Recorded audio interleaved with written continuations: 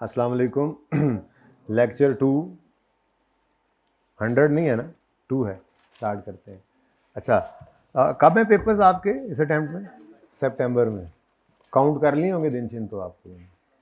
कितने दिन रह गए हैं? हिसाब लगा लिया? अभी से लगाना पड़ेगा, मैं बता रहा हूँ, वरना बहुत देर हो जाएगी। हाँ, पहले दिन ही हिसाब लगाना होता है कितने दिन रह गए हैं, और फिर रोज़ उनको गिनती नहीं करना, सिर्फ पढ़ना भी होता है। अच्छा जी, जिनका आज पहला दिन है, खैर से परेशान ना हो, हमने कोई ख़ास पढ़ाई नहीं की थी, मैं गपशप लगाई थी बस। असल में तो हमने ये थोड़ी सी बात की थी, कल का लेक्चर ले लीजिएगा, पेपर किस तरह का आता है, कितने क्वेश्चंस होते हैं, बड़े वाले कितने, छोटे वाले, ठीक है, 10 रुपये वाला गिलास कितना। उसके बाद सिलेबस में क्या है और पास पेपर का एनालिसिस हमने देखा था, तो आप भी काइंडली ये लेक्चर ले लीजिएगा। उसके बाद ऐसे थोड़ा बहुत हमने पढ़ भी लिया था, जो इंट्रो में आपने पढ़ा हुआ है वही वाला, ज़रा थोड़ा सा ऐसे ही मिर्च मसाला लगाकर, ठीक है। तो हमने सबसे पहले डेफिनेशन पढ़ी थी एसिड की, ज़रा क्विकली रिवाइज करते हैं इसको। एसिड एक ऐसे रिसोर्स को कहते हैं जो एंटिटी कंट्रोल कर रही हो as a result of any past event. Past event normally क्या होता है एसिड्स के केस में? परचेज का इवेंट जो होता है, ठीक है। और ये जो रिसोर्स होता है, ये फ्यूचर में इससे हमें एक्सपेक्टेड होता है कि बेनिफिट्स आएंगे, ठीक है। Benefits in the form of increase in revenue या इनकम, और डिक्रीज इन कॉस्ट भी क्या है, ये भी फायदे की बात है। फिर अगर बेनिफिट 1 साल की मुद्दत तक का है, तो ऐसे बेनिफिट को, ऐसे रिसोर्स को, ऐसे एसिड को हम करंट एसिड कहते हैं। करंट एसिड्स में क्लासीफाई करते हैं बैलेंस शीट में, इंट्रो में आपने पढ़ा हुआ है। और जिन बेनिफिट्स की का टेन्योर लाइफ 1 साल से ज़्यादा अरसे में फैली हुई हो, उसको हम non current resource, non current acid कहते हैं, ठीक है। नॉन करंट एसिड ही लिखें ज़्यादा बेहतर, ठीक है जी। अच्छा, उसके बाद फिर हमने ये बात की थी कि एसिड जब एंटिटी ने खरीदा, कंट्रोल किया, तो पास इवेंट क्या था? खरीदा, तो खरीदने पर कॉस्ट इनकर हुई, तो एक ये कॉस्ट है, और एक मैंने कहा था ये बिजली वगैरह का बिल, ये भी कॉस्ट है। सैलरी दी मुलाजमीन को, ये भी कॉस्ट है। तो ये सैलरी और इलेक्ट्रिसिटी एक्सपेंस, और इधर वो भी एक कॉस्ट है, और ये एसिड खरीदने वाली कॉस्ट, ये दोनों कॉस्ट में क्या फ़र्क था? कल ये बात की थी थोड़ी सी, मैंने ये कहा था कि ये जो बिजली या जो तनख्वाह है, तनख्वाह क्या है? आपने मुलाजमीन से सर्विसेज ले ली, यूज़ कर ली, अब उनको पेमेंट कर रहे हैं। आपने बिजली इस्तेमाल कर ली, ये बरकी कुमकुमें जल रहे हैं, ये ठंडी हवा वाली मशीनें चल रही हैं, तो ये फ़ायदा आप लेते जा रहे हैं, कंज्यूम करते जा रहे हैं। तो इस बिल को जब पे करेंगे, तो ये कॉस्ट जो है, ये ऐसी कॉस्ट है जिसका फ़ायदा आप ले चुके हैं, तो इसको हम एक्सपेंस कहा करते हैं, इसको जो है वो एक्सपेंस आउट कर देते हैं। लेकिन जो आपने एसिड खरीदने के ऊपर कॉस्ट इनकर की, बस वाले भाई, जो एसिड, बस वाले कौन कौन थे जो बस में थे? हाँ, अच्छा, तो जो अब आपने एसिड किसको कह रहे हैं कि बेनिफिट अगले सालों पर आना है, कई सालों पर फैला हुआ है, तो अगर आपको इस कॉस्ट से फ़ायदा कई साल के ऊपर फैल कर मिलना है, तो इस सारी की सारी कॉस्ट को आज एक्सपेंस आउट करना ये मुनासिब नहीं है, ये मैचिंग कॉन्सेप्ट की वायलेशन हो जाती है। तो आज हम इसको एक नॉन करंट एसिड के तौर पे रिकॉर्ड कर लेते हैं, और जितना अरसा इसने फ़ायदा देना है, इस कॉस्ट को उतने अरसे पर फैला कर एक्सपेंस आउट करते हैं। ये एसिड की कॉस्ट को, इसकी यूज़फुल लाइफ, ये क्या होती है बताता हूँ, इसकी लाइफ जितना अरसा आपने इस्तेमाल करना है इस एसिड को, इस कॉस्ट को उस अरसे के ऊपर फैलाकर एक्सपेंस बनाना, इस कॉन्सेप्ट को कहते हैं डेप्रिसिएशन, ठीक है। डेप्रिसिएशन की डेफिनेशन सादा आसान बचपन वाली क्या थी? एसिड की वैल्यू में कमी ड्यू टू इस्तेमाल। लेकिन अब जरा टेक्निकल डेफिनेशन क्या होगी? Systematic allocation of cost of acid over it's useful life. फिर यहां से बात अगली निकली थी हमारे सामने कल कि यूजफुल लाइफ क्या होती है। तो हमने कहा था ये वो लाइफ है, ये वो अरसा है जिस अरसे के ऊपर, जिस अरसे के लिए आपने इस रिसोर्स को इस्तेमाल करने की नीयत कर रखी है। ज़रूरी नहीं है कि ये रिसोर्स असल में टोटल लाइफ इतनी रखता हो, इससे ज़्यादा लाइफ का भी हो सकता है। जैसे एक गाड़ी बनाने वाले ने गाड़ी 25 साल की लाइफ की बनाई है कि जी ये 25 साल तक चलेगी, लेकिन आपकी कंपनी ने ये नियत की हुई है, ये इंटेंशन है, ये पॉलिसी है इनकी कि हर 5 साल बाद ये गाड़ी बदल के मैनेजर को नई गाड़ी दे देते हैं। तो फिर कंपनी की इंटेंशन, नियत क्या है? इस एसेट को 5 साल इस्तेमाल करना है। तो यूजफुल लाइफ क्या होगी? 5 साल, चाहे 25 साल उसकी इकोनॉमिक लाइफ होती रहे। आपके लिए रेलेवेंट क्या है, 5 साल की यूजफुल लाइफ। आपने डेप्रिसिएशन निकालते हुए कौन सी लाइफ यूज करनी है, यूजफुल लाइफ। ठीक है, तो ये दो लाइफ्स हैं जिनका फर्क है। यूजफुल लाइफ कहते हैं life over which asset is intended in 10 ted लिखा हुआ है, तो टेड नहीं है, डिड है Punjabi, intended to be used by the entity. और इकोनॉमिक लाइफ क्या है, टोटल लाइफ उस एसेट की जिसके लिए उस मैन्युफैक्चरर ने उसको बनाया था कि वो बेनिफिट देगा। ठीक है, अब ये मैंने आपको कहा था, कल बच्चों को बताया था, नए आने वाले आज पहले दिन सुन रहे हैं, बाकी हम रिवाइज कर रहे हैं। ठीक है, कि यूजफुल लाइफ और इकोनॉमिक लाइफ अगर दोनों सवाल के अंदर आ जाएं तो फिर ये मसला आता है। आपको ये कॉन्सेप्ट का पता होना चाहिए कि डेप्रिसिएशन के लिए आप अकाउंटिंग पर्पज के लिए आपकी लाइफ कौन सी रेलेवेंट है, यूजफुल लाइफ। अगर दोनों गिवन है तो, और अगर सिर्फ यूजफुल लाइफ दे बेहतरीन, सिर्फ लाइफ लिख दे वो वही है, सिर्फ इकोनॉमिक लाइफ दे दे तो फिर वही है, वही यूजफुल लाइफ भी होगी, यही अज्यूम करेंगे। दोनों अलग अलग हों तो फिर क्वेश्चन अराइज होता है कि कौन सी यूज करनी है। ठीक है, उसके बाद हमने कहा था कि ये एलोकेशन जो कॉस्ट की है यानी डेप्रिसिएशन, ये ऐसे नहीं है कि एक साल 100 रुपये में से 10 डेप्रिशिएट कर दो, अगले साल 25 कर दो, अगले साल 5 कर दो। ये कोई सिस्टमेटिक वे होना चाहिए इस कॉस्ट को एक्सपेंस आउट करने का, आहिस्ता आहिस्ता यानी डेप्रिशिएट करने का। तो उन मेथड्स को जिन जिन जिन मेथड्स को यूज़ करके हम डेप्रिसिएशन करते हैं उनको हमने कहा था ये 4 तरह के होते हैं, straight line, reducing balance, output और सम ऑफ ईयर्स डिजिट मेथड। ठीक है, जिसमें से हमने कल पढ़ा था straight line method. Straight line method की खसूसियत क्या है कि इसमें हर साल डेप्रिसिएशन सेम आती है, बराबर आती है। ठीक है, या यूं कह लें हर साल डेप्रिसिएशन का फॉर्मूला सेम होता है। ठीक है, अच्छा, अब इसमें भी ना एक थोड़ी सी बात है, चलें अभी बता देता हूं, आगे काम आ जाएगी। मेथड ऑफ डेप्रिसिएशन कौन से वाला सेलेक्ट करना है, इसके पीछे कोई बेसिस होनी चाहिए या रात को सोए बाबा जी ख्वाब में जो आगे कह दें सुबह वही कर लें, बाबा जी वाली गल मनी है नहीं। स्टैंडर्ड की इसके ऊपर गाइडेंस है। वो गाइडेंस क्या है, स्टैंडर्ड ये कहता है कि मेथड ऑफ डेप्रिसिएशन वो हो जो मैच करे पैटर्न ऑफ बेनिफिट के साथ। एसेट से जो बेनिफिट आना है उसका कोई पैटर्न तो होगा ना। पैटर्न मतलब अगर एसेट से आने वाला फायदा हर साल बराबर बराबर है तो वो मेथड इनमें से सिलेक्ट करो जिसमें हर साल डेप्रिसिएशन एक्सपेंस बराबर बराबर आए। तो वो कौन सा मेथड होगा, स्ट्रेट लाइन।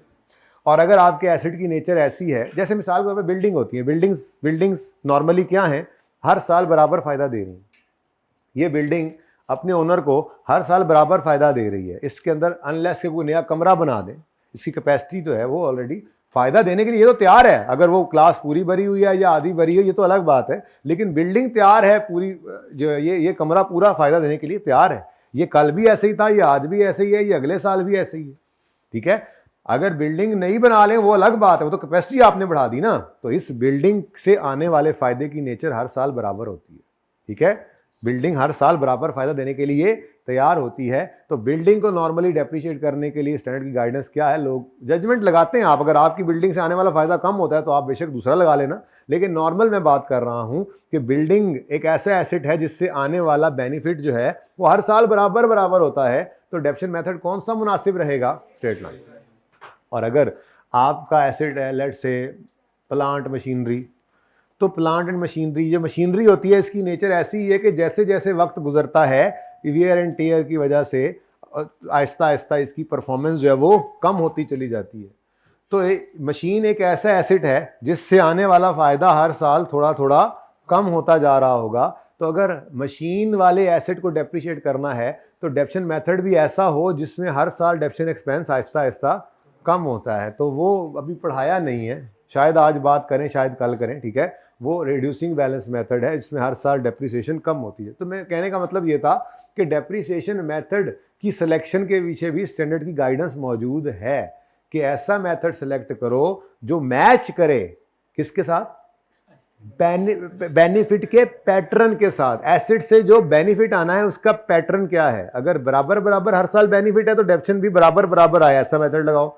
और बेनिफिट का पैटर्न कम होता जा रहा है तो वो मेथड लगाओ जिसमें डेप्रिसिएशन भी कम हो रही हो। और अगला मेथड आउटपुट, वो मेथड क्या कहेगा, जितना बेनिफिट ले रहे हो उतना डेप्रिशिएट करो। तो ये इंशाल्लाह देखेंगे जब आ जाएगा, ठीक है। थोड़ी सी बस ये बात की कि एडेप्शन मेथड सिलेक्ट करने के पीछे भी स्टैंडर्ड की गाइडेंस मौजूद है, समझ आती है बात। चलें आगे। फिर हमने स्ट्रेट लाइन मेथड के अंदर फॉर्मूला देखा था। इसका फॉर्मूला क्या है जी, cost minus residual value over useful life, ठीक है। इसको आप ऐसे भी कर सकते हैं, cost minus residual value into rate, ठीक है।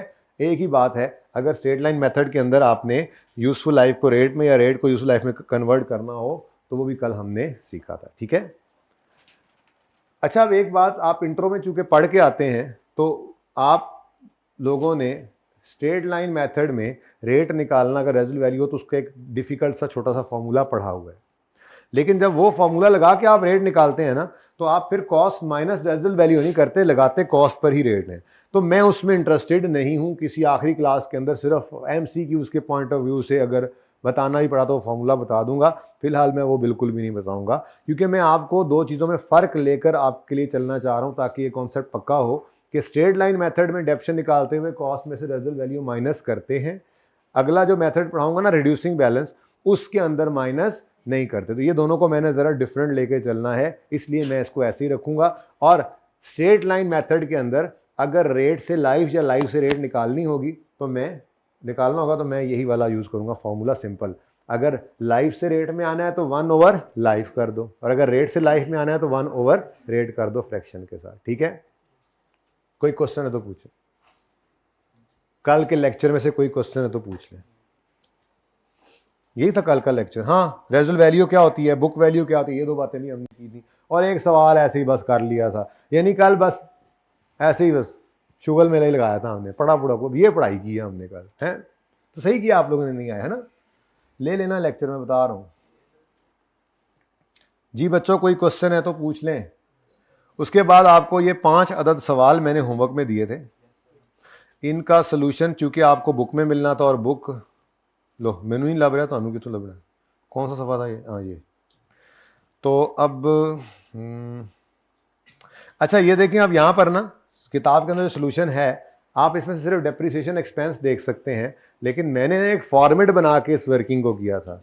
तो कोई एक सवाल जो सबसे लेंथी लगता है वो ज़रा मैं क्विकली करवा देता हूँ ताकि वो फॉर्मेट भी रिवाइज हो जाए, जो बच्चे खैर से आ जाएं वो भी देख लें। बाकी डेप्रिसिएशन एक्सपेंस आप यहाँ से मैच कर सकते हैं, ठीक है। क्वेश्चन नंबर 1, 2 और 3 का आंसर ये आपके सामने, इसकी पिक्चर ले लें।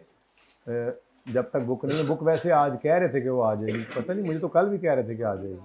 आ गई है बुक, हो बुक आ गई भाई। तो वॉल्यूम 1 आपने आज ले लेना है, ठीक है। लेकिन अब ये सोल्यूशन है, अब यहाँ पे पढ़े हुए हैं किताब में, अब हैंड आउट में तो नहीं जी, बिल्कुल फुल फ्लैश सवाल में नहीं, लेकिन वर्किंग की हद तक मैं आपको उस फॉर्मेट पे डालना चाह रहा हूँ, क्योंकि वो फॉर्मेट सिर्फ यहाँ नहीं यूज़ कर रहे, वो फॉर्मेट में बहुत सारे टॉपिक्स में यूज़ करना है। तो अभी ज़रा शुरू है, इब्तदाई इश्क है, तो आदत डालना चाह रहा हूँ उस फॉर्मेट की कि मेथड की कैद से निकल कर उस फॉर्मेट पर रहो। बाकी अगर सिर्फ डेप्शन एक्सपेंस मांग ले, जैसे इस सवाल के अंदर मांगा हुआ था, तो ज़्यादा मुनासिब है, वक्त बचाओ और ये करो। लेकिन ये पर्चे में करने वाले काम है शॉर्टकट के, फिलहाल तो लॉन्ग कट से ज़रा चीज़ें सीख लें, ज़रा पक्की कर लें, तो सीखते हुए लंबे लंबे काम कर लेंगे, फिर आहिस्ता आहिस्ता उनको पर्चे के लिए एंड पे तैयार कर लेंगे, ठीक है ना जी। ये तस्वीरें खींच ली होंगी आप लोगों ने। 5 सवाल थे ये, मुझे लग रहा है सही है। चौथा सवाल कर लेते हैं,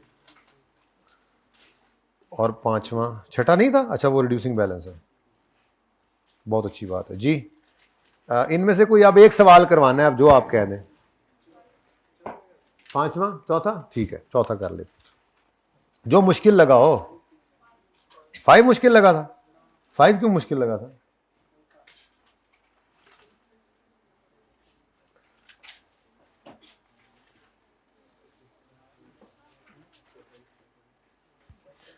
चले जी। मिस्टर आतिफ हैज परचेज, मैं यहीं पे कर रहा हूँ सवाल।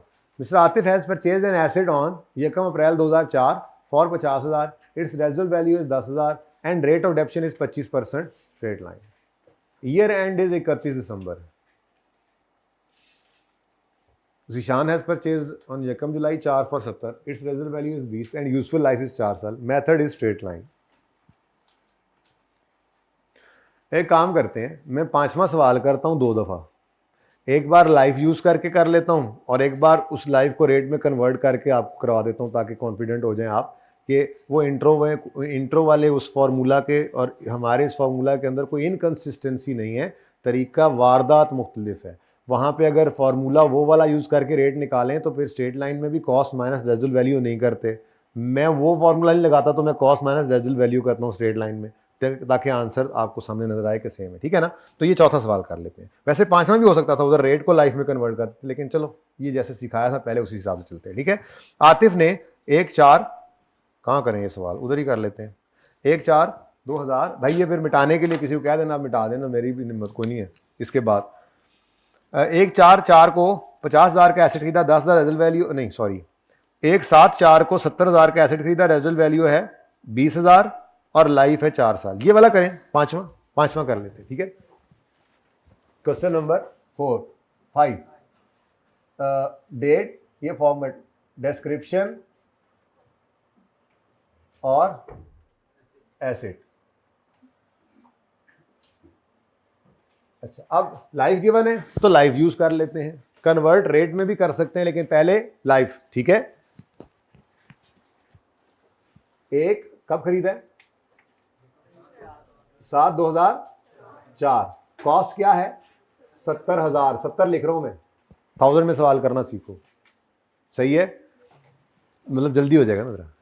उसके बाद ईयर एंड हमारा 31 दिसंबर था, तो डेप्रीसिएशन के लिए स्ट्रेट लाइन मेथड है। सवाल में लिखा हुआ स्ट्रेट लाइन, ना भी लिखा हो तो खामोशी केस में हम स्ट्रेट लाइन ही लगाते हैं। ठीक है।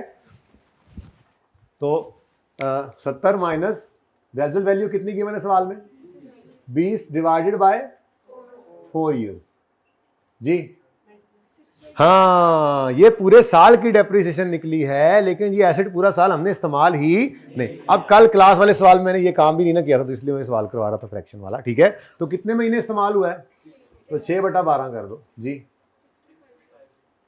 6.25 को ना, फिर 1000 में चल रहे हो। नहीं ये समझ आ रही तो मैं पूरा सवाल कर देता हूँ। और नहीं भाई, पहला दिन है, कुछ भी आप आहिस्ता आहिस्ता सीख, आगे जाके 1-2 सवाल करता हूँ। 1000 के अंदर ही सवाल कर रहा था मैं, माजरत खां हूं मैं, सारा कुछ ही बदल गया। अच्छा जी, 70,000 का ये एसेट था, डेप्रिसिएशन निकाली जी। Cost minus 20,000, residual value divided by 4 into 6/12, 6/2। तो भाई आप भी अब इधर ही आ जाए, क्या हो सकता है अब, क्या हो सकता है अब? शक्लें बना के बैठे होते हैं कुछ बच्चे, बंदा परेशान ही होता है ना फिर शक्लें देख के। अच्छा जी, बुक वैल्यू बताएं। 63750। ठीक है जी। अब मेथड कौन सा है? तो स्ट्रेट लाइन मेथड के अंदर आंखें बंद करके फॉर्मूला रिपीट करना है। बस फर्क क्या पढ़ना है, ये 6/12 अगले साल नहीं करना, क्योंकि अगले साल हमने से पूरा साल इस्तेमाल किया। ठीक है जी। 31 दिसंबर 2004 पर बुक वैल्यू ये थी, और 31 दिसंबर 2005 की डेप्रीसिएशन हमने निकालनी है। तो सेम फार्मूला, दोबारा लिखने की भी ज़रूरत नहीं है। बस मसला सिर्फ ये है कि चूंकि पिछले साल फ्रैक्शन था, इस साल नहीं है, तो मैं एक बार और लिख देता हूँ, बल्कि आज सारा ही लिख देता हूँ। डेप्रीसिएशन जी, cost same formula, minus residual value divided by useful life, लेकिन 6/12 नहीं करना, क्योंकि ये पूरा साल इस्तेमाल हुआ यहाँ पे। ठीक है जी, बोले 12,500। बुक वैल्यू बताएं। 51। उसके बाद कितने साल की डेप्रिसिएशन मांगी है जी? 3 साल की। तो एक और साल, 31 दिसंबर 2006। डेप्रिसिएशन सेम फॉर्मूला, क्योंकि स्ट्रेट लाइन मेथड है, कॉस्ट माइनस। तो पर्चे में दोबारा नहीं लिखना, लेकिन अभी ज़रा ये बात मैं बस दिमागों में बिठाना चाह रहा हूँ आपके कि स्ट्रेट लाइन मेथड की खसूसियत क्या है। हर साल सेम डेप्रिसिएशन, ये यूं कहें हर साल सेम फॉर्मूला, एक ही बात है, एक ही बात, ज़रा पक्का करवाना चाह रहा हूँ। ठीक है जी। 12,500 ही होगा हर साल, यही डेप्रिसिएशन। पहले साल भी यही होती, अगर दरमियान में ना आया होता तो। वो तो 6 महीने इस्तेमाल हुआ था, तो फिर 6/12 कर दिया जी। बोले 38। अच्छा, अब ये तो हमने पहले वाला फार्मूला लगा लिया, लाइफ से डिवाइड करके। अगर रेट से मल्टीप्लाई कर दें तो आंसर तो सेम आना चाहिए ना, ठीक है। तो रेट पहले निकाल लेते हैं। अगर मैं रेट निकालना चाहूँ तो 1 ओवर यूजफुल लाइफ मैंने कहा था कर लेना। वो मुश्किल वाला फॉर्मूला मैं नहीं लगा रहा, बार बार कह रहा हूँ।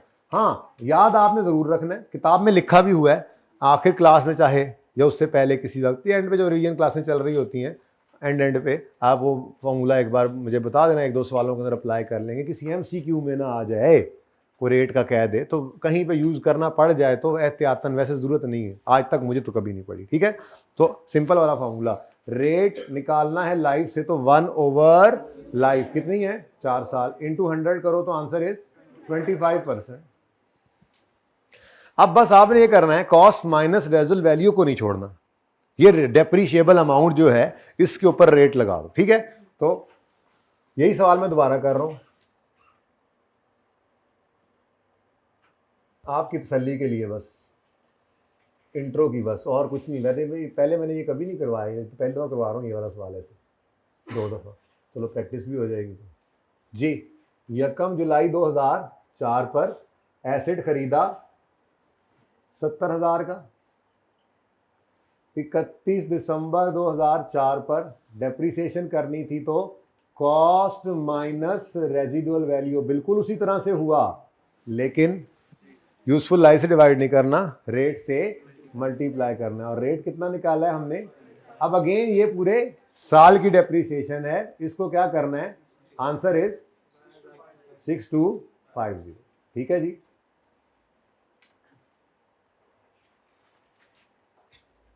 सही है। बुक वैल्यू एक और निकालूंगा बस, बुक वैल्यू वही 63750 आएगी, लेकिन बुक वैल्यू को डेप्रीसिएशन के लिए यूज नहीं करते हम इस मेथड में। 31 दिसंबर 2005 की डेप्रीसिएशन है तो cost minus residual value into rate, इसको अलग रखना, जो मैं इस तरह फेंकना फिर वो अलग रख दिया करो, बॉक्स में ना डालिए ना बात। 70,000 cost minus residual value into rate 12,500 ही होगा, देख लें। और ऐसे ये सवाल आगे चलता जाएगा, ठीक है, काफ़ी है। ज़रा फॉर्मेट पे भी डाल दिया। ये फॉर्मेट मैंने इसलिए बनवाया था कि जब अब आगे जाकर एक सवाल मैं ऐसा करवाऊंगा आपको कि जो एक सवाल होगा लेकिन मेथड डिफरेंट होंगे, स्ट्रेट लाइन और रिड्यूसिंग, ऐसे ही मैं आमने सामने करूंगा, तो आप उसमें देखोगे कि डेप्रीसिएशन मेथड के बदलने का मतलब सिर्फ इस वर्किंग के चेंज होना होता है। ये फॉर्मेट का कोई ताल्लुक नहीं है किसी एक स्पेसिफिक मेथड से, ये फॉर्मेट चारों मेथड्स के अंदर यूज हो सकता है, स्ट्रेट लाइन हो, रिड्यूसिंग हो, सम ऑफ ईयर हो, आउटपुट हो, क्योंकि हर एसेट की कॉस्ट में से डेप्रिसिएशन माइनस होकर बुक वैल्यू दिखा रहा है ये फॉर्मेट। अब डेप्रीसिएशन जो निकलनी है वो किस मेथड से निकल रही है ये डिफरेंट हो सकता है, तो वो सिर्फ ये वाली जगह डिफरेंट हुआ करेगी, तो इसलिए मैंने ये एक फॉर्मेट पे रखा है। ये इसलिए रखा है कि आगे रीवैल्यूएशन में भी यही फॉर्मेट होना है हमारे सवालों का, आगे इंपेयरमेंट के अंदर भी जाकर यही होना है, गवर्नमेंट ग्रांट में भी यूज हो रहा होना है, आगे FR2 में जाके भी ये फॉर्मेट चलता जाएगा। आपको इस फॉर्मेट का यूज बहुत ज़्यादा है, तो इसलिए ये फॉर्मेट की ज़रा शुरू में प्रैक्टिस करवा देता हूँ। बाकी तो अब जहाँ पे इसकी ज़रूरत पड़ेगी वहीं पर ये बनेगा, वैसे ज़रूरत नहीं है। वैसे सवाल हम नॉर्मल तरीके से करेंगे, लेजर बनेगा, जो वर्किंग होगी वर्किंग अपने हिसाब से करेंगे, डेप्रिसिएशन वगैरह की वो डिफरेंट, ठीक है। बस ये एक अलग थलग थोड़ी सी वर्किंग ज़रा शुरू में प्रैक्टिस करवानी थी कि जब जब मैं इस सिलेबस में या आगे FR2 के अंदर आपको सिलेबस के अंदर पढ़ाना पड़ेगा, तो जब भी ये बड़े टॉपिक्स हैं, रीवैल्यूएशन हो गई या आगे डीकमीशनिंग वगैरह आता है जाके 37 वगैरह में FR2 में, तो उनके अंदर फॉर्मेट ये रहेगा, बस एक तरतीब पे डाला, मेथड चाहे स्ट्रेट लाइन हो चाहे रिड्यूसिंग बैलेंस हो, ये फॉर्मेट सेम रह सकता है, ओके। ये सिर्फ बच्चों को एक कन्फ्यूजन होता है कि शायद ये फॉर्मेट जो है ये सिर्फ रिड्यूसिंग बैलेंस का है, ऐसी कोई बात नहीं। बहरहाल अगर सवाल में सिर्फ डेप्रिसिएशन एक्सपेंस मांगे जैसे इस सवाल की रिक्वायरमेंट थी, तो ये वर्किंग करने की बजाय ज़्यादा बेहतर तरीका पर्चे की हद तक ये है। सिर्फ अगर डेप्रिसिएशन एक्सपेंस मांग रहे हैं, फुल फ्लैश सवालों में ये डिटेल वर्किंग करनी पड़ जाती है, रिड्यूसिंग बैलेंस में अक्सर फ़ायदा हो जाता है, कुछ फिगर्स उससे मिल जाती हैं, ठीक है। तो आंसर तो आपको किधर है, कौन सा सवाल था ये, 5वें, ये देख लें, 6250, 12500, 12500 डेप्रिसिएशन तो इस तरह से भी निकल सकती थी एक लाइन के अंदर, वही फार्मूला लगा हुआ, बस मैंने ज़रा वो फॉर्मेट में डाल के बुक वैल्यू भी साथ साथ दिखाई है आपको, ओके, और सही है। अच्छा जी, अब आज थोड़ा सा इस बात को बढ़ाते हैं, अकाउंट्स वगैरह बनाते हैं, देखते हैं ज़रा आपके क्या हालात हैं, आप क्या लेजर बनाना जानते भी हो या नहीं एसिड का, क्या अक्यूमुलेट एडेप्शन का आपको इसकी वाकफियत है या नहीं है, एडेप्शन की एंट्री आपको आती है या नहीं आती है, भाई ये मिटवा दें, ठीक है। और इसी तरह से क्या इनकम स्टेटमेंट और बैलेंस शीट के अंदर आपको पता है ये चीज़ें कहाँ जाती हैं, डेप्रिसिएशन नाम की चीज़, एसिड नाम की चीज़ है कोई बंदा? हाँ, अच्छा। तो सवाल ये पढ़ते हैं, सवाल की रिक्वायरमेंट है पेज 145 पे, ये क्वेश्चन किताब के अंदर है, किसी के पास पुरानी किताब हो, मैंने कल कहा था, तो वो चल जाएगी, बस वो कुछ सवाल नए ऐड होते हैं, कुछ गलतियां भी सही होती हैं पिछली दफ़ा की, तो अगर किसी बच्चे के पास पुरानी हो यूज़ करना चाहता हो तो किसी नई किताब वाले के साथ बैठा करे रोज़ और यूज़ कर ले, कोई मसला नहीं है, ताकि कोई नई चीज़ कोई चेंज हो तो उसको पता लग जाए इस सफ़े के ऊपर है और वो सफ़ा कॉपी करवा सके, ठीक है ना। बाकी किताब अवेलेबल होगी है, प्लीज़ ले लीजिए। ये सवाल तो अभी कल वाले हैंड आउट के अंदर है, ठीक है, और जो होमवर्क में देने हैं वो भी सारे, ओके जी। Mr Babar purchase the following assets, requirement पढ़नी है। अच्छा, तरतीब सवालों की क्या होगी? किताब का ये सफ़ा मिल रहा है सबको? नई किताब है, पुरानी में फिर मैं सफ़ा नंबर नहीं बता सकूंगा, वो फिर आप खुद हिम्मत करनी पड़ेगी। वैसे थोड़ी सी बात बता दूं, पुरानी किताब में ये जो लेक्चर नोट्स के नाम से ये क्वेश्चंस थे और ये बिल्कुल चैप्टर के एंड पे होते थे, ये मैं कॉन्सेप्ट बिल्डिंग क्वेश्चन नाम इसका करके इसको ज़रा पहले ले आया हूँ चैप्टर के फ़ौरन बाद, तो सफ़ा नंबर ढूंढने में ज़रा मसला होगा आपको, एक बार देख लोगे पता लग जाएगा, क्लास के बाद आ जाना समझा दूँगा। फ़िलहाल हैंड आउट तो है ना, उसमें ये सवाल है, वहाँ से देख लो। पुरानी बुक वाले आज हैंड आउट यूज़ करें, नई बुक वाले इस सफ़े पे आ जाएं। अच्छा जी, रिक्वायरमेंट, अच्छा सवाल करने का तरीका क्या होगा पीआरसी वालों, अभी कैफ में आए हो ना, सवाल करने का तरीका होगा सबसे पहले उसकी रिक्वायरमेंट पढ़ा करेंगे, सबसे पहले रिक्वायरमेंट पढ़ने के बाद फिर कम से कम 2 बार सवाल को रीड करेंगे और फिर तीसरी बार उसको रीड करेंगे करने के लिए और साथ करते भी चले जाएंगे। अब आपकी मर्ज़ी है, ये बात पहली बार ही समझ के अप्लाई करने लग जाओ, आज से ही फ़ायदा भी हो जाएगा, पर्चा भी पास हो जाएगा, या तजर्बा करके अपनी मर्ज़ी का देख के फिर अगली बार ये बात माननी है तो भी आपकी मर्ज़ी है, फ़ायदा होता है। बच्चों को एक आम सवाल ये होता है, ऐसे तो बड़ा टाइम ज़ाया होगा, तो पता नहीं फिर आपको फेल होने के तरीके सिखाते हैं यहाँ पे हम बुला के, ऐसा थोड़ा ही होता है, पास होने का तरीका ही बताया जाता है। 2 से 3 बार सवाल पढ़ने, 2 बार सवाल पढ़ेंगे तो पता लगेगा मांग क्या रहा है और सवाल का सलूशन प्लान हो जाता है दिमाग के अंदर, फिर तीसरी बार जाकर उसको करेंगे, क्विकली हो जाएगा, टाइम बचेगा, कम टाइम लगता है, ज़्यादा नहीं लग जाता। अब ये तजर्बा करना शुरू कर देंगे इंशाल्लाह, अभी से तो पहुँच भी जाएंगे इस बात पे। किस मसले में फंसे हुए हो? अच्छा जी बच्चों, तो रिक्वायरमेंट सबसे पहले देखें क्या है जी, एसिड अकाउंट बनाना है, अक्यूमुलेटेड एडेप्शन अकाउंट बनाना है, और हम इंशाल्लाह इसके अंदर जर्नल एंट्रीज भी करेंगे आज, मैंने लिखा हुआ, ठीक है, लेकिन मैं बोल रहा हूँ सबसे पहले जर्नल एंट्रीज ज़रा कर लेते हैं, उसके बाद इसके लेजर्स बनाएंगे, वो तो मांगा भी हुआ था, उसके बाद इनकम स्टेटमेंट बैलेंस शीट के एक्सट्रैक्ट्स भी बना लेंगे। एक्सट्रैक्ट्स क्या होते हैं ये समझाऊंगा, इम्पॉर्टेंट बहुत ज़्यादा हैं एक्सट्रैक्ट्स फाइनेंशियल स्टेटमेंट्स के, FAR 1 में बहुत ज़्यादा इंपॉर्टेंट है, क्योंकि ICAP को भी पता है जो इनकम स्टेटमेंट बैलेंस शीट थी फाइनल अकाउंट्स वाली, वो तो बच्चे इंट्रो में ले बना चुके हैं, वो सिलेबस में यहाँ पे है नहीं, वो तो मैं बनवा नहीं सकता, यहाँ पे तो इनकम एक्सपेंडिचर और बैलेंस शीट बनवा सकते हैं, यानी कि NPO के फाइनेंशियल स्टेटमेंट्स बनवा सकते हैं। ये जो आप पढ़ के आए हैं ट्रेडिंग बिजनेस की, इसकी तो फाइनेंशियल स्टेटमेंट्स यहाँ बनवा नहीं सकता ICAP, income statement balance sheet, बाकी चेन इक्विटी और कैश फ्लो बनवाता है, वो तो सिलेबस में है ना। तो अब जब ICAP को पता है ना कि ये वो ट्रायल वाली इनकम स्टेटमेंट बैलेंस शीट में नहीं बनवा सकता, तो गुस्सा ICAP ऐसे ही निकालता है कि टॉपिक IAS 16 का होगा और उसमें वो कहेगा ए फाइनेंशियल स्टेटमेंट के एक्सट्रैक्ट्स बना दो, पूरी फाइनेंशियल स्टेटमेंट मत बनाओ, रेलेवेंट एक्सट्रैक्ट्स बना दो। रेलेवेंट एक्सट्रैक्ट्स कैसे बनते हैं वो आज करना सिखाऊंगा।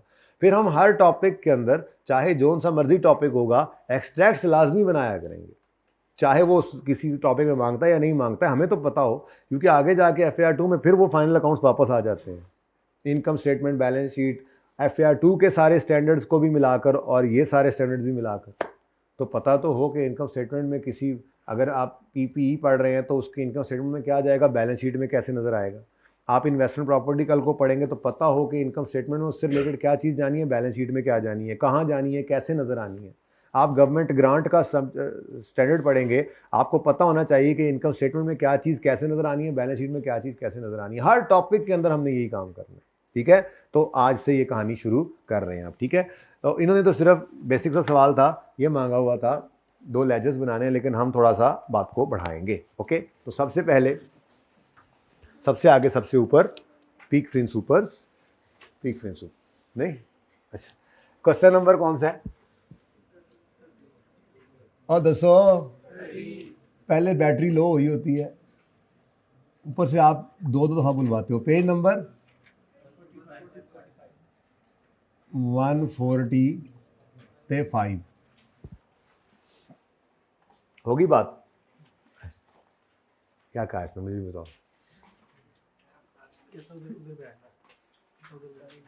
उधर नहीं बैठना, वो कोना है बस ऐसे सवाल लिखने के लिए। एंट्री यहाँ से शुरू करूँगा, यहाँ से इंशाल्लाह नज़र आएगा आपको, ठीक है। लेकिन वैसे मैं कहा करता हूँ बच्चों को कि पहली रो में 3 बैठा करें, और गर्ल्स अगर इधर बैठी उन्हें भी कहता हूँ पहली रो में 3 से 4 बच्चे बैठा करें, इससे ज़्यादा ना बैठा करें, ठीक है ना। सही है, ये अब आप लोगों ने जहन में रखना है। अच्छा जी, अब सवाल को शुरू करते हैं। होपफुली डेबिट क्रेडिट आपको आता होगा, इंट्रो पढ़ के आए हैं, है ना। हैं, एसेट लायबिलिटी का पता है, इनकम एक्सपेंस का पता है, कैपिटल का, चलो शुक्र है। अच्छा, डेबिट क्रेडिट का पता है। अच्छा, तो डेटर बढ़े तो जरा दिमाग, अब जरा थोड़ा सा दिमाग की चुरियां कांटे तेज करो। मैं थोड़ी देर जल्दी जल्दी जरा आपको बोल रहा हूँ, जरा मुझे जवाब दो, मुझे तसल्ली हो थोड़ी सी। डेबिट क्रेडिट भी आंदा है या नहीं, सिर्फ डेबिट क्रेडिट सादा, ठीक है जी। बैंक बढ़े तो, सेल्स बढ़े तो, और क्रेडिटर बढ़े तो, अच्छा डेटर बढ़ जाए तो, अगर कैश बढ़ जाए तो, और अगर एक्सपेंस कम हो जाए तो, चलो ठीक है, बात थोड़ा सा मामला गुजारे का है, ठीक है अल्हम्दुलिल्लाह। नहीं, अच्छा अच्छा। बाकी इंशाल्लाह इस टॉपिक, इस सिलेबस से रिलेटेड तो सारी एंट्रीज मैंने खुद करवानी ही है, लेकिन ये तो पता होवे कि इतना पता लगता है कि एसिड, ओए लाइबिलिटी कम होने की तो एंट्री नहीं पूछी आपसे, ओके अच्छा सही है। चलें शुरू करते हैं जी काम। अकाउंट बनाते हैं बाद में, पहले एंट्रीज कर लें जी। Babar Azam purchase following assets. 1 अप्रैल 2009 को एसिड खरीदा है। अच्छा, ये ना बेसिक सवाल हैं छोटे वाले, तो आप कहोगे सर ये एसिड करंट नॉन करंट, भाई मैं कह रहा हूँ नॉन करंट एसिड्स हैं, पीपीई का टॉपिक पढ़ रहे हैं, ठीक है। छोटी छोटी एग्जांपल्स हैं, किसी ज़माने में ऐसे 2-3-4 टर्म्स पहले क्लास में। लिखो बच्चों सवाल, बच्चों ने लिख लिया, एसिड खरीदा, ज़बानी बोला ना, ये कॉस्ट है इसकी, ये डेट है, और अगली बार वो फिर किताब में डाल दिया कि चलो इनको अब यही बेसिक सवाल है, ठीक है ना। तो इसलिए कोई छोटी मोटी कमी बेशी होगी वो मैं खुद बताऊंगा। पर्चे के सवाल में सारा कुछ बहुत खुला डुला क्लियरली लिखा होता है, ठीक है ना। अच्छा जी, एसिड खरीदा है 1 अप्रैल 2009 को 200,000 का। अब ये इतनी सिफरें मैंने नहीं लगानी, पिछले सवाल में मैंने रिस्क नहीं लिया। मैं अगर आपसे कहूं कि रुपीज इन 1000 में ये क्वेश्चन सॉल्व करो तो करना आता है? किया है इंट्रो में? किसको नहीं आता ये काम, जरा हाथ खड़ा कर दे, उसको सिखा दूंगा, ऐसी बात नहीं होती जी। बताते रहना, मुझे शर्म नहीं करनी। देखो एक बात याद रखना, इस सारे सिलेबस के लिए आपको बता रहा हूँ, सारे सेशन के लिए, सवाल सही है या गलत है, करना चाहिए या नहीं करना चाहिए, अभी टाइम है या अभी लेट है या अभी जल्दी है, या शर्म आ रही है, ये बातें आपने नहीं डिसाइड करनी। सवाल जो दिल में आए वो पूछ लेना है। अगर रेलेवेंट होगा अभी आंसर करना तो मैं उसको खुद उसी वक्त आंसर करूंगा, वरना उसको डिले करना होगा तो मैं खुद डिले करूंगा और आपको बताऊंगा कि यार फलां टॉपिक में जाके हम इसको पढ़ेंगे फिर जवाब दूंगा। और जब वो आएगा तो अल्लाह का शुक्र उस वक्त याद भी होता है कि बच्चे ने सवाल किया था, तो बंदा उसको कहता है याद आ गई ये बात। लेकिन ये आपने नहीं डिसाइड करना अपने तौर पर कि ये सवाल अभी करने वाला नहीं है, या ये सवाल करूंगा तो साथ वाला हंसेगा। अभी हंसने वाले तो हंसते रहेंगे, आप पास हो जाओगे, ठीक है ना। और कई सारे ऐसे सवाल होते हैं जो इस पर आपको शर्म आ रही होती है, 10 और को भी आ रही होती है, तो आप करते हैं तो उनका भी भला हो जाता है। तो सवाल जब दिल में आए आपने कर लेना है, ठीक है। बाकी उसको आंसर फौरन करूं मैं, उसको डिले करके करूं मैं, वो मुझ पे छोड़ दीजिएगा बेटा, वो मुझे डिसाइड करने दीजिएगा, ठीक है ना। सही है। अच्छा तो हाँ, तो मैं ये पूछ रहा था, और समझ ना आए तो बता भी देनी है बात, कोई मसला नहीं है। बस ये वो फनकारियाँ नहीं लगानी क्लास में, स्टेज ड्रामा नहीं बनाना, जैसे कल बताया था। बाकी कोई मसला नहीं है, पढ़ने के लिए तो 10 बार पूछो, मुझे कोई मसला नहीं है, ओके। अच्छा जी, रुपीज़ इन 1000 में क्वेश्चन करना है तो इसका मतलब 1000 कॉमन ले लेंगे। मैं 200, 300, 500 इस तरह से लिखूंगा, कोई मसला किसी को है हाइब्रिड में? तो है तो निकल जाओ क्लास जी। 200 रुपए का एसेट है, यकम अप्रैल 9 को खरीदा। एसेट खरीदने की एंट्री मैं भूल गया, आपने मुझे बताना है क्या एंट्री है।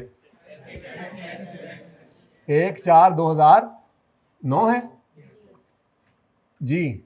एसेट खरीदा तो एसेट बिजनेस में बढ़ गया, एसेट बढ़े तो डेबिट। कैश या पेबल जो भी लिख लें, कैश ही अज्यूम कर लें कि कैश पे हो गया, तो सिंपल एंट्री की हमने एसेट डेबिट।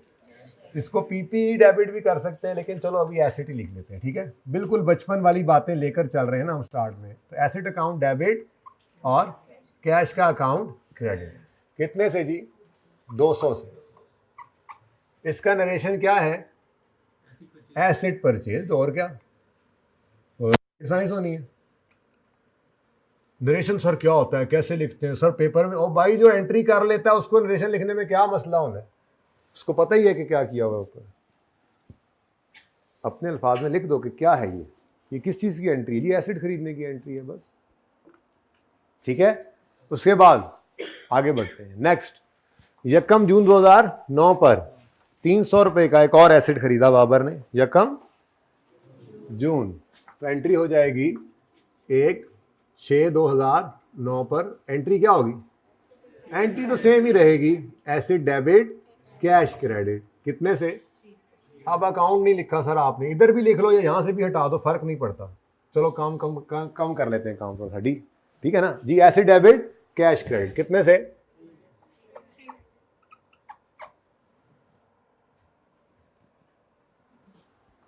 ओहो, नरेशन चलो ठीक है, सेम है ना, तो नरेशन मैं दोबारा नहीं लिख रहा, आप लिखना चाहो तो लिख लो। ये भी एसिड परचेज की ही एंट्री की है, ठीक है ना। तो नरेशन सेम है, इसलिए मैंने दोबारा नहीं लिखी। डन। उसके बाद क्या है जी? उसके बाद अगले साल की कहानी शुरू हो गई है, तो पहले इस साल को कंप्लीट कर लें, क्या ख्याल है? ठीक है भाई, इंट्रो वाला पढ़ा रहे हैं, समझ नहीं आए तो कैसे मैं पूछूं, शर्म आएगी, ऐसी बात नहीं है। आपको कुछ समझ ना आए तो आपने लाजमी पूछना, ओके। यहाँ पे शर्म की तो फिर कर्म डूबेंगे, जिसने की शर्म उसके डूबे। हाँ, फिर आगे जाके मसले यहीं से खड़े हो जाने हैं, ठीक है। तो बिल्कुल आपने रिलैक्स होकर पूछना है, यूँ समझे इंट्रो में नहीं पढ़ा हुआ, पहली बार पढ़ा रहा हूँ बस, ठीक है। वो पेस उस तरह की नहीं है, क्योंकि इंट्रो में पढ़ा हुआ तो है ना, असल बात तो यही है। लेकिन आपको कोई बात भी समझना है तो आपने पूछ लेनी है, ओके।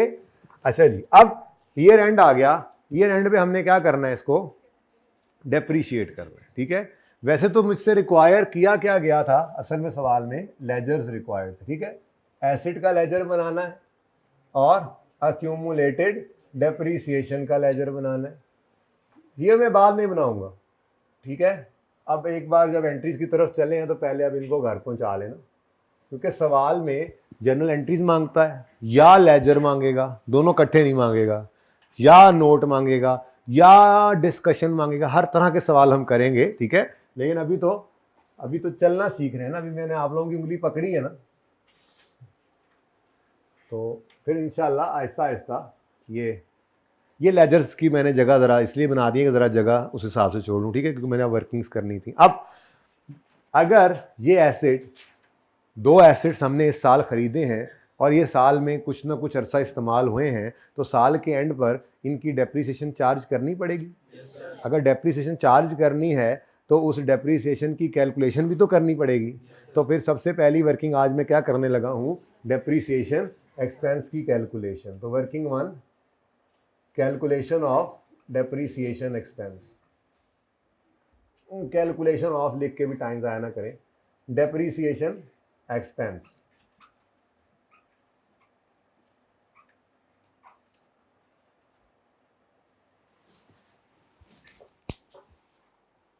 ये फारग ने ना,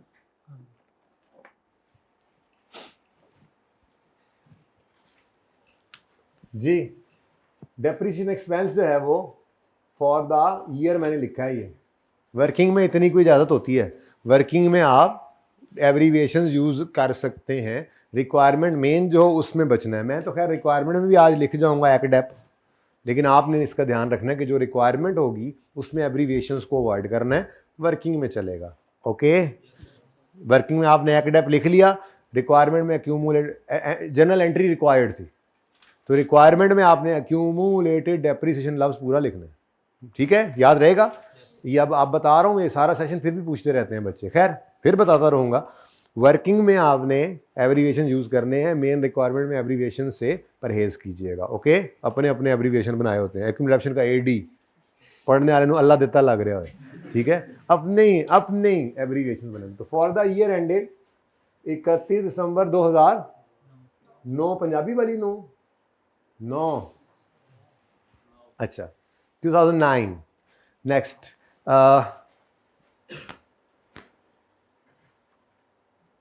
दो चीज़ें एडिशनल आएंगी, 2 लाइनें अगले दफ़ा में, अगले साल में, लेकिन इस दफ़ा वो नहीं है, तो इसलिए मैं बस यहीं से स्टार्ट कर रहा हूँ। हमारे पास क्या पिछले साल से कोई एसिड चले आ रहे हैं? नहीं है, ठीक है। बेसिक सवाल उठाया जिसमें साल ही पहला है, ठीक है ना। अगले सवाल में, बल्कि इसी साल में आगे चलेंगे तो बात अगली समझ आ जाएगी। पिछले साल से कोई एसिड चले हुए, यूँ समझ लें कि ये बिजनेस ही हमने इस साल शुरू किया, ठीक है। अब इस साल के एंड पर खड़े होकर देखते हैं तो 2 एसेट्स ये बिजनेस खरीद चुका है, ठीक है। पहला एसेट खरीदा था 1 अप्रैल 9 पर 200 का, ये 1 अप्रैल से 31 दिसंबर तक कितने महीने इस्तेमाल हो गया? 9 महीने। तो इसकी डेप्रिसिएशन 9 महीने की रिकॉर्ड करनी पड़ेगी। और फिर 300 का एक एसेट खरीदा 1/6 को, इसको कितने महीने इस्तेमाल कर लिया? 7 महीने। तो इसकी 7 महीने की डेप्रिसिएशन रिकॉर्ड करनी पड़ेगी। अब अगली बात, एसिड्स की नेचर अलग अलग नहीं है, तो हम एक ही अकाउंट बना रहे हैं ना, ठीक है। एक क्लास ऑफ एसिड के लिए एक ही लेजर बनता है, यानी प्लांट 10 बार भी खरीदो तो लेजर एक ही बनाते हैं प्लांट का, पता है इस बात का?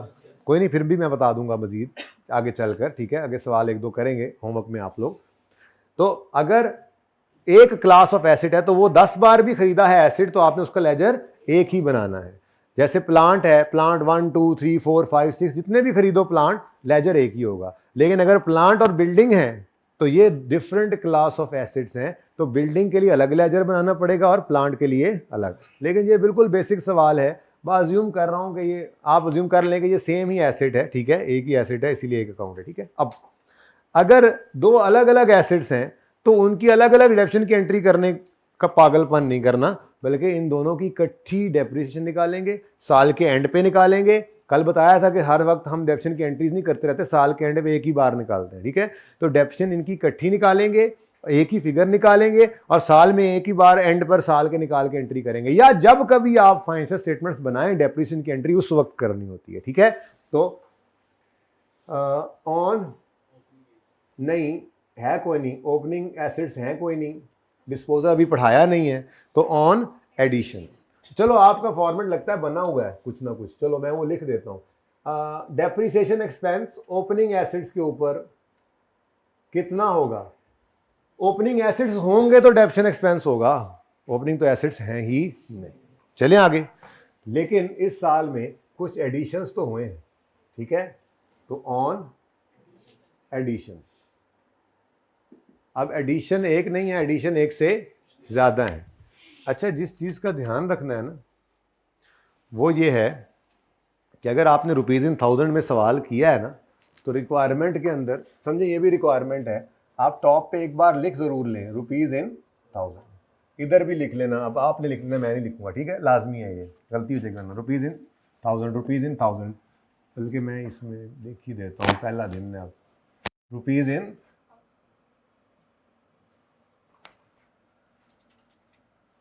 रिक्वायरमेंट में, वर्किंग में चलेगा, ये वर्किंग है ना, छोड़ो खैर है, यहाँ से फिगर निकल के जानी तो वही है ना, वहाँ पे लिखा हुआ है ऊपर, तो वर्किंग में माफ़ी है, लेकिन रिक्वायरमेंट में माफ़ी। अब मैंने उसको कहा एक समझो कि वो रिक्वायरमेंट है, इसलिए मैंने रुपीज़ इन थाउजेंड उसमें भी लिखा है, जर्नल एंट्री में भी, ठीक है, ओके। अच्छा जी, एडिशन एक नहीं है, एक से ज़्यादा है। मेथड कौन सा है? सवाल ने बोला डेप्रिसिएशन रेट है 10%, स्ट्रेट लाइन मेथड।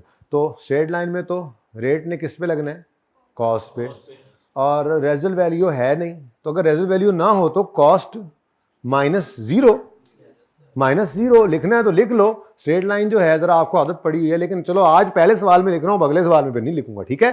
तो स्ट्रेट लाइन का फॉर्मूला क्या है जी? कॉस्ट कितनी है? 200 माइनस रेजिडुअल वैल्यू कितनी है? 0 इनटू रेट क्या है? 10%।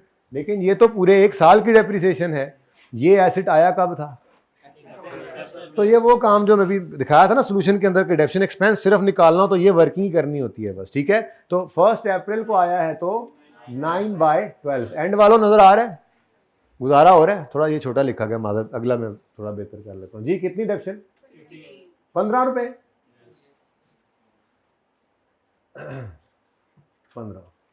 उसके बाद एक और एडिशन भी हुआ, 300 कॉस्ट है उसकी, रेजल वैल्यू उसकी भी गिवन नहीं है, होती तो माइनस कर देते। चलो पहला दिन है, वरना सवाल में ना गिवन हो तो ये लिख के टाइम ज़ाया नहीं करना, लेकिन आज पहला दिन है ना, स्ट्रेट लाइन का फॉर्मूला भी याद करवाया है, तो इसलिए मैं लिख रहा हूँ कि भूलो ना, और तरतीब भी समझ आ जाए कि इस तरह पूरे सवाल के अंदर अगर रेजल वैल्यू आ जाए तो क्या करना है, बस वही फॉर्मूला के अंदर -0 करके रेट लगा देना। ठीक है जी। इंटू 10% इंटू ये 7/12 जी, 17.5। बस के कुछ और भी होगा, बस ये 2 एसेट्स ही थे।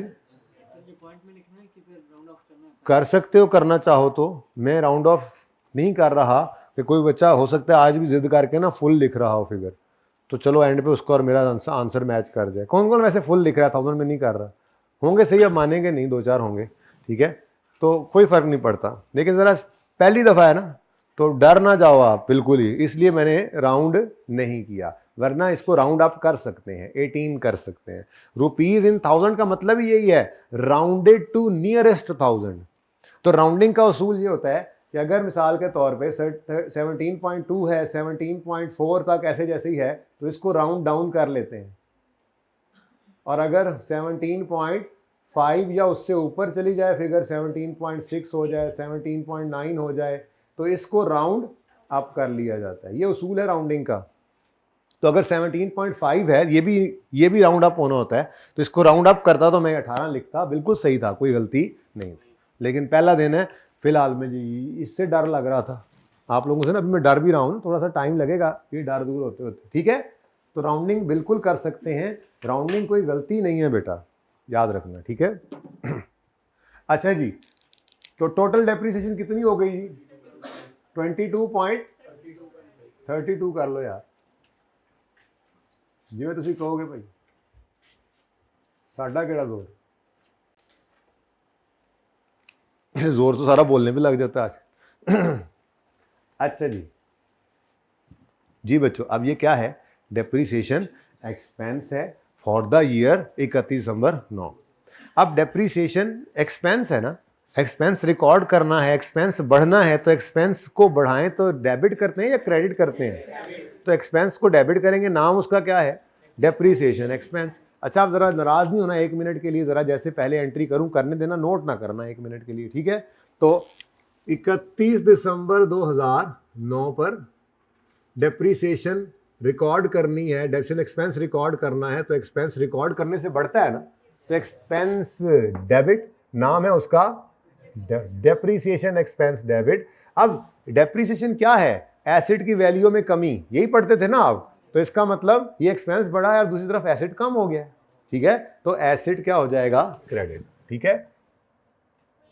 हाँ कर लेता हूं, मैंने कहा भी था ना छेड़ना मैंने, नहीं रहने नहीं तुसी, ठीक है जी। कितनी डेप्रीसिएशन है जी? डेप्रीसिएशन एक्सपेंस कितना? 32.5 से डेप्रीसिएशन एक्सपेंस डेबिट और एसेट क्रेडिट, ये समझ आती है? ये एंट्री ज्यादा इजी है समझने के लिहाज से। ये हुण जा गया है या एवं बस चस्का लै रहा भाई, तो या वाकई अख लग गई सी है। मैं जी बेटा, ये एंट्री बिल्कुल ठीक है, बल्कि मैं आपको बुक वैल्यू पर एसेट अकाउंट बनाना भी सिखाऊंगा। ज़रूरी है, ज़रूरी इसलिए है कि आगे जाकर 2 से 3 टॉपिक्स ऐसे हैं जिनमें हमें मजबूरन वो लेजर बनाना पड़ता है बुक वैल्यू पर, जिसमें कैश फ्लो का टॉपिक है, एनपीओ का टॉपिक है। अक्सर डाटा ऐसे दिया होता है कि मजबूरी होती है आपके लिए बुक वैल्यू पर एसेट अकाउंट बनाना, तो ये एंट्री करना भी सिखाऊंगा। इस एंट्री की वजह से वजूद में आने वाला एसेट अकाउंट ये भी बनाना सिखाऊंगा। उस वक्त तक हम डिस्पोजल एक्सचेंज पढ़ चुके होंगे, वो शामिल करके ये सवाल करवाऊंगा। लेकिन ये एंट्री बिल्कुल ठीक है, मैं ये कह रहा हूं, लेकिन इससे ज़्यादा बेहतर एक एंट्री है। वो ज़्यादा बेहतर एंट्री क्या है कि आप इस एसेट के अंदर होने वाली कमी को एसेट के अकाउंट में डायरेक्टली क्रेडिट मत करो।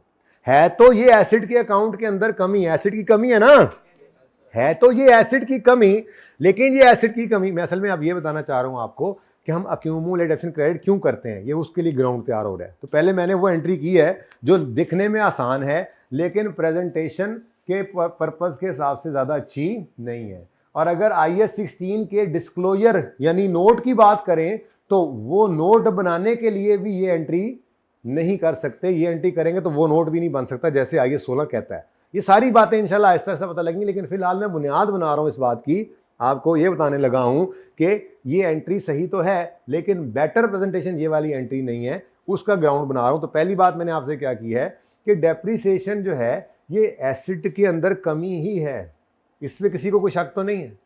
अब ये एसिड के अंदर होने वाली कमी को एसिड अकाउंट में डायरेक्ट क्रेडिट ना करें बल्कि इसके लिए कोई अलग से एक अकाउंट खोल लें। उस अकाउंट का नाम कुछ भी हो सकता था, अकाउंटेंट ने उसका नाम रख दिया अक्यूमुलेटेड डेप्रिसिएशन का अकाउंट।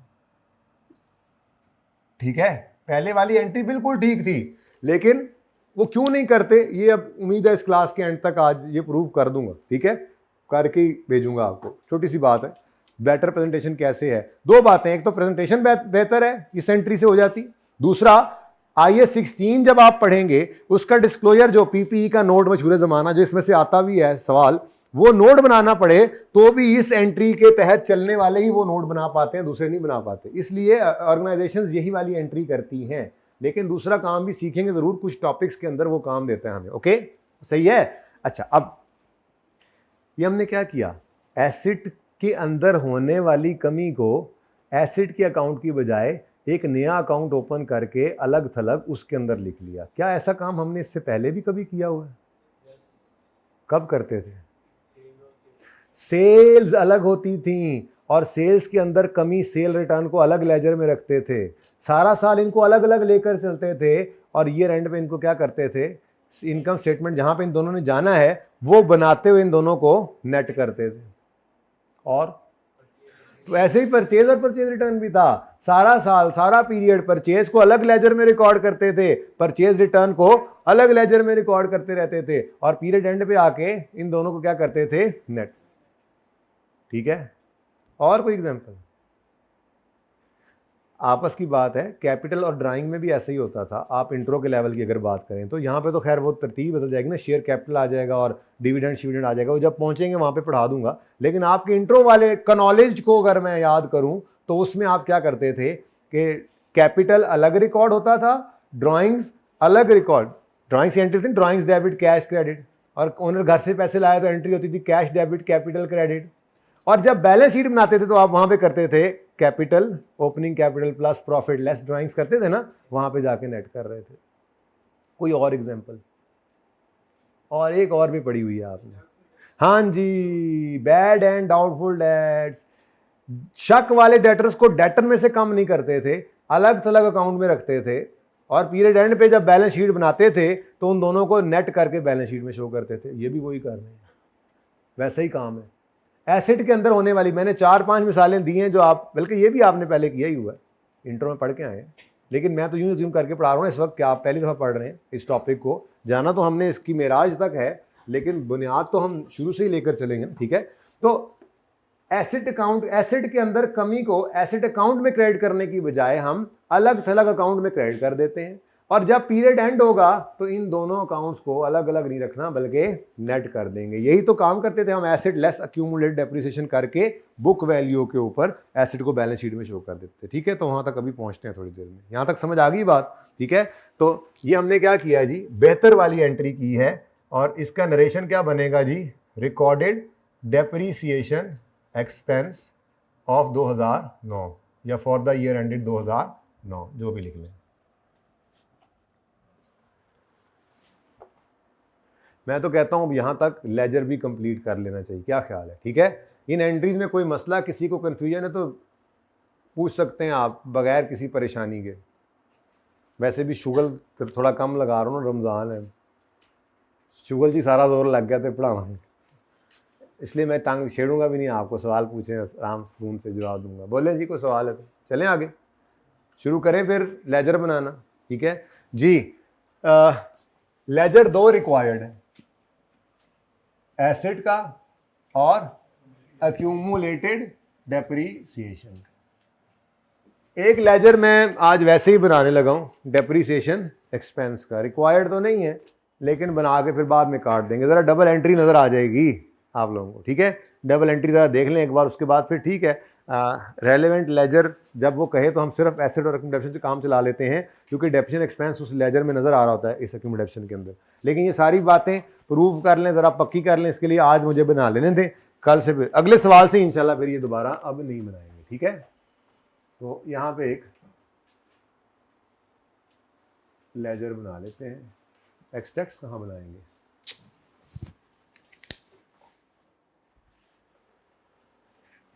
तो ये फरमाइशी लेजर फिर इधर करके बना लेते हैं, तो यहाँ पर थोड़ी एक्सट्रैक्ट्स की जगह बच जाएगी, ठीक है। फरमाइशी मैंने फरमाइश की है, ये ना कहना सर हमने तो कोई फरमाइश नहीं की, आप ना बनाएं। आपका क्या है, आप तो कह देंगे। लाइनें भी सीधी ना हो रही है, छुट्टियों के बाद सर आए हैं, देखो मैंने बताया था ना, अभी तो बॉल स्विंग हो रही है ना, नज़र नहीं जम रही ना, ठीक है। तो इस पर पता है ड्यू बहुत पड़ी हुई है, accumulated depreciation expense।